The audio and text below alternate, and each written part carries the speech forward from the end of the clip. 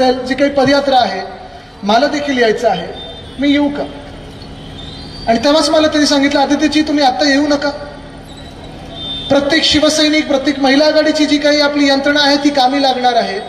तुम्ही जे यायचं आहे ते साधारणपणे शेवटच्या दिवशी, शेवटच्या तासाला जे आपलं आंदोलन असेल ते आंदोलन त्या तो सगळ्यात मोठा मोर्चा निघणार आहे. संभाजीनगरमध्ये जे कोणी नागरिक असतील ते आपल्या सोबत येणार आहेत. आज इथे उतरल्यानंतर जे काही मी पाहतोय, प्रत्येक जण मला जो भेटत आहे, मी आता रस्त्याने येत होतो, मला सगळेजण सांगतात की आदित्यजी पाण्या प्रश्नाबद्दल काहीतरी करा, आवाज उठवा, तुम्ही जो मोर्चा काढला तो योग्य आहे, आम्हाला पाणी मिळालंच पाहिजे. कधी 10 दिवसानंतर, कधी 11 दिवसानंतर, कधी 12 दिवसानंतर, कधी 15 दिवसानंतर पाणी हे आमच्या घरी येत आहे. बरं, पाणी जे येते ते काही पिण्यासारखं पाणी आहे का? अनेक ठिकाणी मी ऐकतोय पाणी येते की कोका कोला येतोय, पेप्सी येते, हे आपल्याला कळत नाहीये. अक्षरशः गढूळ पाणी येते, जवळपास काळं पाणी येत आहे. ही सजा ही आपल्या छत्रपती संभाजीनगरला कशामुळे मिळत आहे, कोणामुळे मिळत आहे, आम्ही काय पाप केलं आहे, ह्या मुख्यमंत्री महोदयाने आपल्याला सांगितलं पाहिजे. तर आणि तरच हे आंदोलन थांबेल, नाही तर हे आंदोलन थांबणार नाही. हे आम्ही आज इथे इशारा द्यायला आलेलो आहे. मला तेही दिवस आठवतात जेव्हा फडणवीस साहेब विरोधी पक्ष नेते होते.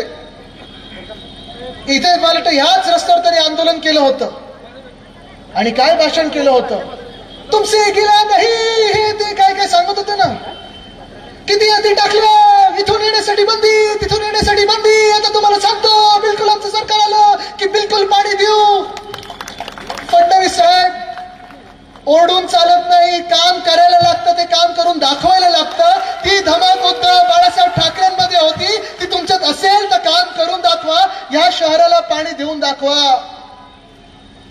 पण नुसतं आरोप करायचे, तोडफोड करायची, जातीय भांडणं लावायची, धार्मिक भांडणं लावायची, समाजामध्ये वाद निर्माण करायचे.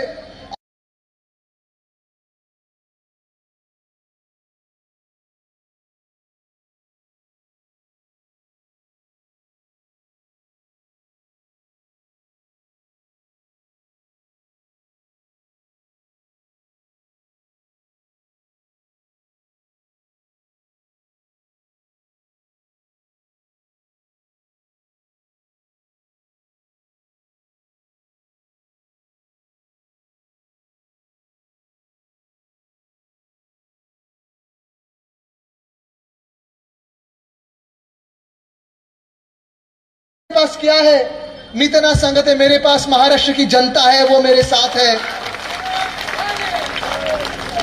पण आज मला आठवतं त्या दिवशी माझी जन आशीर्वाद यात्रा होती, इथूनच मी चाललेलो होतो आणि घनकचरा व्यवस्थापन आपण जेव्हा केलं होतं, विलगीकरण केंद्र होतं, तिथे मी चाललो होतो. तत्कालीन महापौर असतील आणि अनेक लोकांनी मला सांगितलं होतं, आदित्यजी जाऊ नका, दिवसभर तुम्ही तिथे गेलात तर तुमच्या कपड्यांना वास मारेल. आणि मी सांगितलं तर वासाची मला चिंता नाही, आपण ह्या शहरासाठी काय करत आहोत ते मला बघायचं आहे. मी तिथे जाऊन पाहणी केली होती, जी काही सुधारणा होती तिथे आपण केली होती. एसटीपीचा प्लांट असेल, सीबीएसई शाळा आणण्याचा प्रकल्प असेल, रस्त्यांसाठी देखील मला आठवतं जी परिस्थिती बिकट होती रस्त्यांची, कारण आपल्या महानगरपालिकेत फंड नव्हता. जीएसटी ज्यापासून देशात आलेला आहे, कुठच्याही महानगरपालिकेकडे तसा स्वतंत्र फंड नाही आहे. पण तेव्हा देखील आपल्या साहेबांचं, उद्धव साहेबांचं सरकार असताना या शहरासाठी शेकडो कोटी देऊन आपण रस्ते ठीक करण्याचं काम हाती घेतलं होतं. मला आठवतं तेव्हा म्युन्सिपल कमिशनर रस्तिक पांडे होते, ते, मी स्वतः, खैरेसाहेब आपण होतात, दानवेसाहेब आपण होतात. आपण रात्री 1 वाजता 1:30 वाजता या शहरात फेरफटका मारला होता की कामं कुठे चाललेली आहेत, काय दर्जाची कामं आहेत आणि कशी कामं होत आहेत. याला म्हणतात शहरावर प्रेम, जे मी माझ्या आजोबांकडून म्हणजे वंदनीय हिंदू सम्राट बाळासाहेब ठाकरेंकडून शिकलेलो आहे.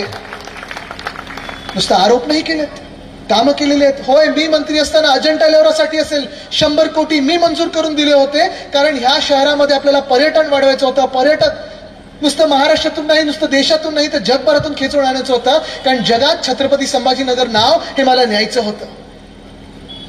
पण फडणवीस साहेब, आपण ज्या रस्त्यावर मोर्चा काढलात, फडणवीस साहेब ज्या शहरामध्ये आपण आंदोलन केलं, ज्या शहरामध्ये आपण वचन दिलं होतं की माझं सरकार येऊ द्या, म्हणजे त्यांचं सरकार येऊ द्या, किती 2 दिवसात पाणी देतील सांगितलं होतं, रोज पाणी देतील असं सांगितलं होतं. फडणवीस साहेब, कदाचित आपल्याला माहिती नसेल, कारण आपण या भांडणांमध्ये व्यस्त आहात. एशियनशी गट तुमच्याशी भांडत आहे, दादांचा गट तुमच्याशी भांडत आहे, तेवढं नसेल तरी थोडाफार भांडतच आहे.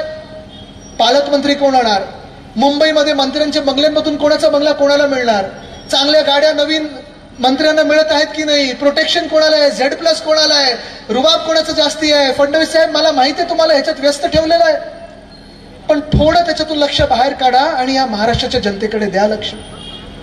आज ही जनता त्रस्त आहे, हैराण आहे. आज महाराष्ट्रात कुठचाही जिल्हा असा नाहीये जिथे गुन्हेगारी वाढली नसेल. एक दिवस पोलिसांना मोकळं करून द्या, हात मोकळे करा त्यांचे. गुन्हेगारी एका दिवसात पोलीस थांबवतात की नाही हे पाहून बघा. पण सगळे गुन्हेगार तुम्हाला तुमच्या पक्षात घ्यायचे, जे भ्रष्ट असतील भाजपमध्ये घ्यायचे, जे गुंड असतील भाजपमध्ये घ्यायचे, वॉशिंग मशीन मध्ये टाकायचंय. का तर ह्यांची मदत घेऊन तुम्हाला लोकांवर दादागिरी करायची आणि निवडणुका जिंकायचं. फडणवीस साहेब, कधीतरी ह्या चक्रातून बाहेर पडा आणि जनतेची सेवा करा. फडणवीस साहेब, कदाचित तुम्ही किंवा भाजपमधलं कोणी बोललं होतं त्यावेळी की आमचं सरकार असताना जुम्मा टू जुम्मा पाणी येतं, आता काय डबल जुम्म्याने पाणी येतं. फडणवीस साहेब, कधीतरी धर्माचा चष्मा बाजूला ठेवा आणि माणसाला माणूस बघून बघा. जात पाहू नका, धर्म पाहू नका, माणसाला माणूस म्हणून. मी जेव्हा माणूस म्हणतो तेव्हा बाई आणि पुरुष दोन्ही, महिला पुरुष दोन्ही, माणुसकीच्या चष्म्यातून बघा. कदाचित नंबर वाढला असेल, डोळ्याचं तपासणी करून घ्या. पण आज ह्या महाराष्ट्रात जातपात धर्म न पाहता महाराष्ट्र हैराण आहे. तो ह्याच कारणामुळे आहे की तुमचं सरकार आमच्या राज्याकडे लक्ष देत नाहीये. काय काय वचनं दिली होती तुम्ही. इथे महिला खूप मोठ्या संख्येत बसल्यात. कदाचित काही महिलांनी लाडकी बहीण योजनेला मतदान केलं असेल, त्या पिंक जॅकेटला मतदान केलं असेल, फडणवीस साहेबांना मतदान केलं असेल. का तर तुम्हाला वाटलं होतं की 1500चं 2100 करून मिळेल. सरकार बसलंय, बहुमताचं सरकार आहे.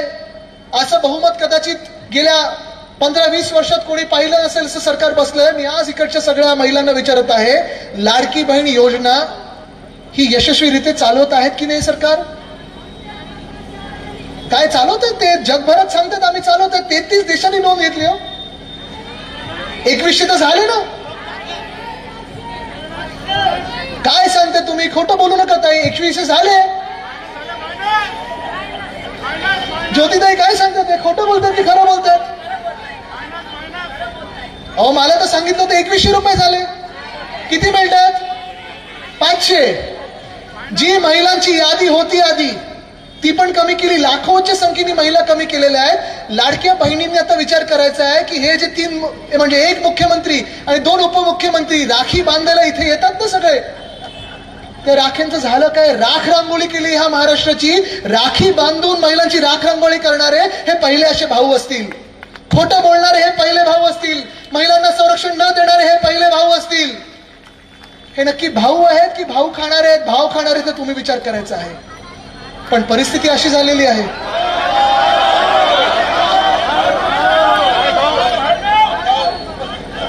ठीक आहे, ते तुम्ही ठरवायचं, ते तुम्ही ठरवायचं. मी भाव खाव बोललो, बाकी काय बोललो नाही. पण आज दुर्दैवानी परिस्थिती ही झालेली आहे की संपूर्ण महाराष्ट्रामध्ये महिलांचे हाल असे झाले, ज्यांनी विश्वास ठेवला या भावांवर की होय मला 2100 करून मिळतील, ते तर झालंच नाही, 500 होत आहेत. काही काही महिलांबद्दल असं झालेलं आहे की ज्यांच्या खात्यात पैसे गेले, हेच सरकार निर्लज्जपणे आता सांगते की तुमच्या खात्यात चुकीचे पैसे आले, ते परत द्या, नाही तर तुम्हाला आम्ही दंड देखील लावू. हे पहिलं सरकार असेल, निर्लज्ज सरकार असेल. पण त्याच बाजूला मी पाहतोय ग्रामीण भाग असेल, शहरी भाग असेल, कधी अतिवृष्टी होते, कधी दुष्काळ होतो. आता गेल्या 6 महिन्यात देखील काही काही ठिकाणी पाऊस पडलाय, काही काही ठिकाणी दुष्काळ परिस्थिती झालेली आहे. शेतकरी बांधव आत्महत्या करतात, गळ्याला फास लावून स्वतःचे जीव घेत आहेत. आणि त्यांच्या देखील महिलांना, पत्नींना हे सरकार उत्तर देऊ शकत नाही की ही परिस्थिती शेतकऱ्यांना का आली. इथून काही अंतरावर या जालना रोडवर जा, कधी बीड रोडवर जा, मुख्यमंत्री बोलतात हे आता मला करायचं नाहीये. नक्की ह्या राज्यात चाललंय तरी काय? हा प्रश्न जर आपण विचारला तर तुम्हाला भलतीकडे नेतील. मी तुम्हाला पुन्हा एकदा सांगतो, होय रामराज्य आम्हाला पण आणायचं आहे, पण आमच्या रामराज्यात आम्ही एक शिकवण घेतलेली आहे. आमची शिकवण हीच आहे, रघुकुल रीत सदा चली आहे, प्राण जाय पर वचन न जाय. जेव्हा जेव्हा हे भाजपचे मंत्री असतील, हे एशनशी गटातले मंत्री असतील, ह्या सगळ्या महाझुटी कारभार मधले निर्लज्ज आमदार असतील, खासदार असतील, ते येतील तेव्हा विचारा त्यांना, पाणी कधी देताय? तुम्ही जी वचनं दिली होती ती पूर्ण कधी करताय? आणि नसेल करताय तर राजीनामा द्या आणि निघून जा आमच्या महाराष्ट्रातून. आम्हाला ह्या राज्यामध्ये असे खोटारडे लोक नको आहेत. बरं, प्रश्न असा आहे की तुमच्या इकडच्या पालकमंत्र्यांना भेटायचं तर भेटायचं तरी कधी? 72व्या माळ्यावर जायला तुम्हाला लिफ्ट आहे का? ते गाणं होतं ना, ऊंची आहे बिल्डिंग लिफ्टरी बंद आहे, कैसे मैं आऊ दिल रजामंद आहे, ते झालं. बरं खासदारांना आता मी तेच विचारत होतो, मला वाटतं राजूजी तुम्हाला विचारत होतो, आताचे खासदार कोण आहेत तुमचे? खासदार कोण आहेत? नाही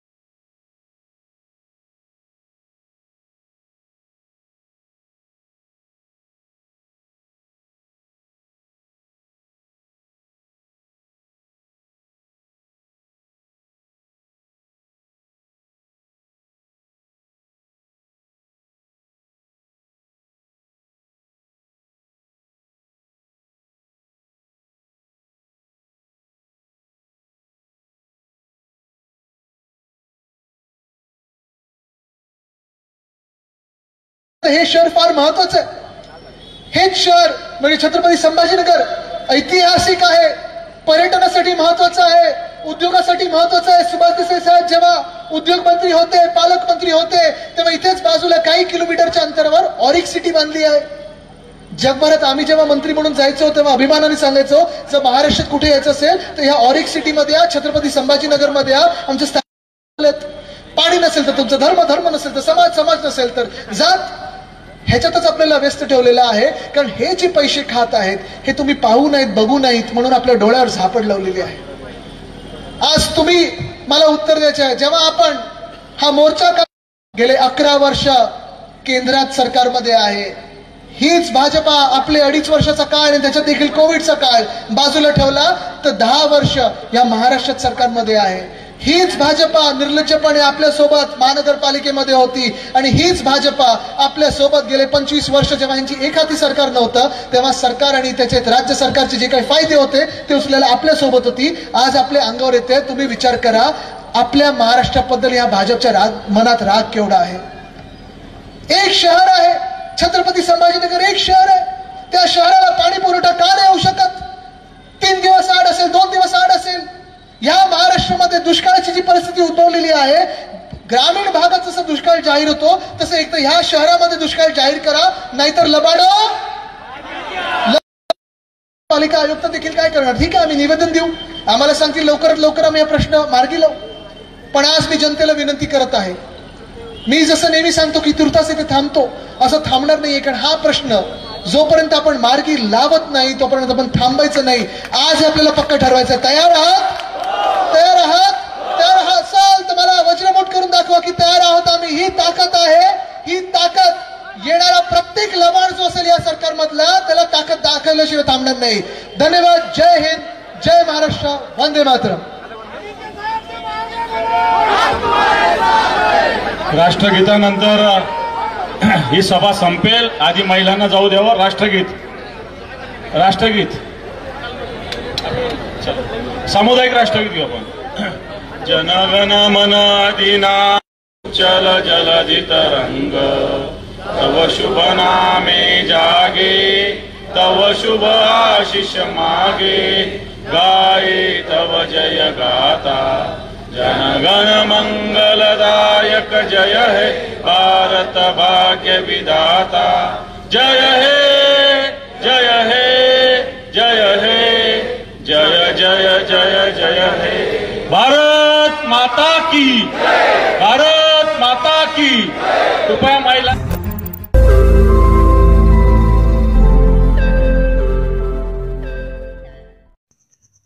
रोज नई खबरों को देखने के लिए हमारे औरंगाबाद समाचार चैनल को सब्सक्राइब कीजिए और नोटिफिकेशन पाने के लिए हमारे बेल आइकन को दबाइए ताकि हर खबर की नोटिफिकेशन आपको मिलती रहे.